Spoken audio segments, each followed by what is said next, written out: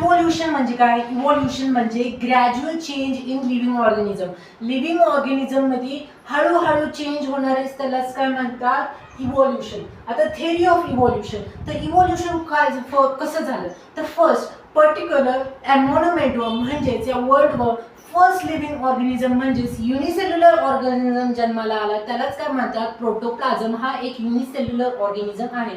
तर प्रोटोप्लाझम मध्ये काय झालं? तर प्रोटोप्लाझम हा युनिसेल्युलर ऑर्गॅनिझम आहे आणि फर्स्ट लाईफ कुठे फॉर्म झाली? ओशन मध्ये फॉर्म झाली. तर प्रोटोप्लाझम युनिसेल्युलर ऑर्गॅनिझम आहे. तर स्ट्रक्चरल अँड फंक्शनल प्रोसेस त्याची कशी युनिसेल्युलर ऑर्गॅनिझम सारखी आहे, म्हणजे सिंगल सेल ऑर्गॅनिझम फॉर्म झाला 300 करोड लॅटर नंतर 300 करोड नंतर 300 करोड इयर नंतर काय झालं? मल्टीसेल्युलर ऑर्गॅनिझम फॉर्म झाले आणि त्यांच्यात काही फंक्शनिंग झाले. हेच इव्होल्यूशनचं आहे की first living organism protoplasm was formed in the ocean. Ocean मध्ये फर्स्ट कोण फॉर्म झाला?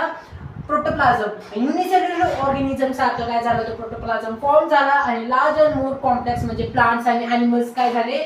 नंतर आले. फर्स्ट काय झालं? सिंगल ऑर्गॅनिझम म्हणजेच युनिसेल्युलर ऑर्गॅनिझम आला. सिंगल ऑर्गॅनिझम म्हणजे तर प्रोटोप्लाझम काय आहे? Protoplasm is a living substance within a cell as a capable of carry out various biological process. हा काय आहे?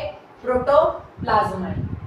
त्याच्यानंतर evolution is a gradual change. Protoplasm 300 crore year later. First cell was very simple. First cell म्हणजे तो protoplasm तो first cell झाला primitive cell. त्याच्यात काय असतो? True nucleus. Without true nucleus होता, त्यात ट्रू न्यूक्लियस नव्हता आणि later it develop into complex cell. नंतर ते कशात फॉर्म झालं? कॉम्प्लेक्स मध्ये. इव्होल्यूशन ही ग्रॅज्युअल चेंज आहे आणि एन्व्हायरमेंट काय इम्पॉर्टंट रोल करतं? म्हणजे एन्व्हायरमेंटसाठी इव्होल्यूशनसाठी चेंजेस होणं हे खूप गरजेचे आहे. म्हणून इव्होल्यूशन प्रोसेस ही सगळ्यात इम्पॉर्टंट आहे. Evolution lead to be a survival of the fittest. Evolution through. आता formation of 1.4 billion year ago. इथं 1.5 प्रिंट मिस्टेक झाली. 1.4 बिलियन इयर ॲगो काय झाले? 1.4 बिलियन इयर ॲगो अर्थ फॉर्म झाली. अर्थ फॉर्म झाल्यानंतर 3 बिलियन इयर ॲगो काय झाली? लाईफ फॉर्म झाली आणि त्याच्यानंतर सिंपल एलिमेंट पासून simple organic and inorganic first नंतर काय झालं? सिंपल एलिमेंट झाला HENE एक्झाम्पल हेलियम. ओके. आणि सिंपल ऑर्गॅनिक इनऑर्गॅनिक कंपाऊंड झाले. हे केमिकली फॉर्म झालं. ओके. मिथेन आणि CO2 नंतर कॉम्प्लेक्स ऑर्गन कंपाऊंड फॉर्म झाले जसे की प्रोटीन आणि वेगवेगळे mixtures. The process is called chemical evolution. या सगळ्या प्रोसेसला काय म्हणतात? Chemical evolution which give rise to first primitive cell. या केमिकल रिॲक्शन मध्ये काय झालं? लिव्हिंग ऑर्गॅनिझम फॉर्म झाले. फर्स्ट काय झालं? सिंपल युनिसेल्युलर ऑर्गॅनिझम फॉर्म झाले. नंतर ऑर्गॅनिक इनऑर्गॅनिक कंपाऊंड फॉर्म झाले. नंतर त्याच्यानंतर कॉम्प्लेक्स ऑर्गॅनिक कंपाऊंड फॉर्म झाले आणि फायनली मल्टीसेल्युलर ऑर्गॅनिझम म्हणजे प्लांट अँड ॲनिमल या जगावर आले. तर फर्स्ट तर हेरिडिटी काय? हेरिडिटी आणि इव्होल्यूशनचा संबंध काय? तर इव्होल्यूशन म्हणजे ग्रॅज्युअल चेंज. हेरिडिटी म्हणजे ट्रान्सफर ऑफ पॅरेंट. म्हणजे त्यांना असं म्हणायचं इव्होल्यूशन आणि हेरिडिटीमुळे म्हणजेच व्हेरिएशन जेनेटिक व्हेरिएशन होतात. हेरिडिटीमुळे म्युटेशन टाईप आणि हे गरजेचे म्हणजे पिढ्यानपिढी हे काय होतं? पास होतं. न्यू जनरेशन बनवतं व्हेरिएशन थ्रू. म्हणजे एखाद्या जीनमध्ये प्रॉब्लेम झाला तो काय बनवतो? एक न्यू व्हरायटी बनवतो. न्यू व्हरायटी ही न्यू स्पीसीज बनवणं काय आहे? चांगलं आहे. Okay. Change in heredity, genetic variation. Variation is due to the genetic change. Sometimes change occur in genes of organism. Genetic variation म्हणजे genes होणं, genes मध्ये changes झालं. And some variation helps in organism adapt better the environment. आणि काही variation असे useful असतात evolution साठी आणि environment साठी. तर हे गरजेचं आहे. Gamete and new character form. Evidence of evolution. आता इव्होल्यूशन म्हणजे काय? ग्रॅज्युअल चेंज म्हणजे सिंपल ऑर्गॅनिझम पासून कॉम्प्लेक्स ऑर्गॅनिझम बनेपर्यंत लागणारी इव्हिडन्स. तर फर्स्ट काय? Morphological evidence. मॉर्फोलॉजिकल इव्हिडन्स म्हणजे काय? एक्सटर्नल म्हणजे तो नाक कान ते सगळं काय असतं? सेम असतं. आता इथं चुकलंय. एक्झाम्पल इथं डॉग फॉक्स आणि शिपचं हवं. इकडे 12th स्टँडर्डचं एक्झाम्पल आहे. गॅलेपोन इझलँडचे बिग्स थ्रू एन्व्हायरमेंट जसं जसं चेंज केलं ॲन्सिस्टर सारखं ॲन्सिस्टर्सनी यांना काय दिलं? बिग दिले. तेच हळू एन्व्हायरमेंटच्या ॲडॅप्टेशननुसार ते बिगची साईज चेंज होत गेली. तर हेच काय? Morphological. The study of external body structure. तर बॉडीचा तो स्ट्रक्चर आपण स्टडी करतो त्यालाच काय म्हणतात? Morphological evidence. So that organism with a similar trait may have the common ancestor. Different beak of a finches of a Gallopin island. Similar body structure is related to species suggests that evolution from the common ancestors but later adapt different environment. म्हणजे ancestorने त्यांना काय दिलं, same दिलं, पण evolution म्हणजे adaptation एन्व्हायरमेंटच्या नुसार काय झालं, चेंज झालं. नंतर अनाटॉमिकली एव्हिडन्स. अनाटॉमिकली एव्हिडन्स म्हणजे काय, इंटरनल स्ट्रक्चर. इंटरनल हे मॉर्फोलॉजिकल काय होतं, एक्सटर्नल होतं. अनाटॉमिकली म्हणजे काय, इंटरनल स्ट्रक्चर म्हणजे बोन्स.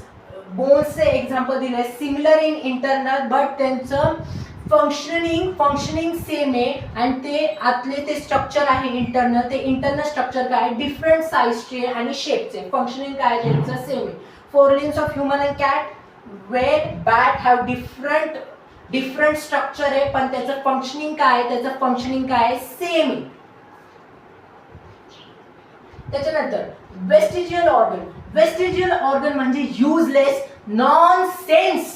वेस्टिजियल ऑर्गन म्हणजे युजलेस अँड नॉनसेन्स ऑर्गन म्हणजे त्याचा आपल्याला काही उपयोग होत नाही, फंक्शनिंग होत नाही. तर एक्झाम्पल काय, अपेंडिक्स. पूर्वीचे काळी ते आदी मानव होते, ते कच्चं अन्न कंदमुळे खायचे, त्याच्या पचनासाठी अपेंडिक्स हा काय होता, गरजेचा होता. तो आजकाल काय युजलेस ऑर्गन म्हणून हे आहे. नंतर it remnant organ that is useful for ancestors होता. परत टेल बोन झाला, तो काय झाला, हळूहळू काय झाली, एक्सचेंज झाले. इयर पिना एक युजलेस ऑर्गन आहे, ते मंकीजसाठी युजफुल आहे for hearing, for balancing, but it is useless for the human बिंग्स असं एक्झाम्पल आहे. But year is most important for the balance of the human being. Okay, हे वेस्टिजियल ऑर्गन. पॅलेंटोलॉजिकल इव्हिडन्स म्हणजे study of fossil. त्यात काय केलं, evidence through study fossil. पूर्वीच्या काळी ते अवशेष भेटायचे, त्याची स्टडी म्हणजे काय, पॅलेंटोलॉजिकल इव्हिडन्स. कार्बन डेटिंग मेथडमुळे ते किती एज आहे त्याचा determining the age of fossil. C12 आणि C14 मध्ये, C12 radioactive, C14 non radioactive, याच्या थ्रू काय करते, स्टडी करतात. त्याला काय म्हणतात, पॅलेंटोलॉजिकली evidence. Fossil of dinosaur and they. A fossil are usually found in the sedimentary of rocks. हे कुठे भेटतात, sedimentary of rocks and can estimate a study of a rock आणि layer. त्यालाच काय म्हणतात, पॅलेंटोलॉजिकल इव्हिडन्स. आता त्याच्यानंतर काय येतं, कनेक्टिंग लिंक. कनेक्टिंग लिंक म्हणजे काय, कनेक्ट आहे अँसिस्टर थ्रू. एका प्राण्याचं एक, दोन्ही प्राण्यांचा काहीतरी एखादा कॅरेक्टर त्यांनी काय केले, कनेक्टेड अँसिस्टर्स थ्रू इव्होल्यूशन प्रोसेसनी काय झालं, कनेक्ट झाले. म्हणजेच organism will show the character of two different group. एक ॲनिमलचं हा एक कॅरेक्टर, एक ॲनिमलचं एक कॅरेक्टर आहे, तो एकत्र येऊन एकाच ऑर्गॅनिझम म्हणजे ट्रान्सलेशन होऊन एक ऑर्गॅनिझम बनवणं म्हणजे peripatus show the character of annelid and arthropoda. त्यालाच काय म्हणतात, connective link. The filling the gap between the two major groups in the evolution. Peripatus म्हणजे हा कशाचं एक्झाम्पल आहे, कॅरेक्टर कोण, ॲनलिड अँड अँथ्रोपोडाचा दाखवतो. आर्चिओपेटेरिक्स हा 12th स्टँडर्ड आहे, म्हणजे यांना काय दाखवायचे की रेप्टाईल अँड बर्ड्स म्हणजे एखादी याच्यात खूबी आहे, रेप्टाईलचं पण कॅरेक्टर आहे, रेप्टाईल सारखा पण दिसतो आणि त्याच्यात बर्ड सारखे पण फीचर आहे आणि रेप्टाईल सारखे पण फीचर आहे. हे 12th स्टँडर्ड मधला हा. Lung fish show the feature of fish and amphibian. ॲम्फिबियनचा पण प्रोसेस दाखवते अँड फिशच. त्यालाच काय म्हणतात, connective link. Connective link is very important as they prove a direct clues how the group of organism evolve in another. Evolution हा connective link काय important आहे. आता एम्ब्रोलॉजिकल इव्हिडन्स. एम्ब्रोलॉजिकल इव्हिडन्स म्हणजे काय, इनिशियल स्टेज पासून त्या ऑर्गॅनिझमचा initial stage काय, initial स्टेजमध्ये हे सगळे वर्टिब्रेट्स काय असतात, सेम असतात आणि लॅटर ऑन हळूहळू काय होतात, सगळ्यांमध्ये चेंजेस होतात. Initially study of embryo of different organism. Initially stage म्हणजे कुठलेही ॲनिमल असू दे, इनिशियली ते काय असतात, सेम असतात. लॅटर ऑन त्यांच्यात काय इव्होल्यूशन होऊन फंक्शनिंग होऊन ते काय होतात, चेंज होतात. आणि early embryo many vertebrate look similar, later on changes. Embryos of fish, humans, rabbit असं दिलं आहे. Okay, the similarity suggest all vertebrates.